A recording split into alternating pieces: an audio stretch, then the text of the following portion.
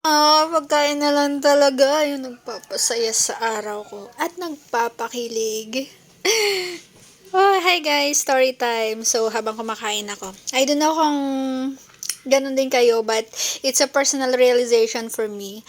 Before kasi, dahil nga, di ba, ang hirap ng buhay. So, ang dami kong cravings, ang dami kong gustong kainin.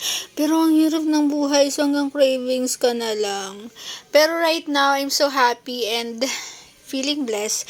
Dahil nga, whenever nagki-crave ako for something like, nabibili ko na siya. Ayun, so, happy lang sa point na yun, guys. Kayo ba ganun din?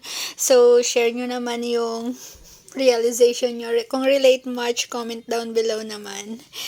By the way, this one medyo sweet ito, pero, minsan lang naman, kaya pagbigyan nyo na ako. Iinom nila ako ng maraming tubig.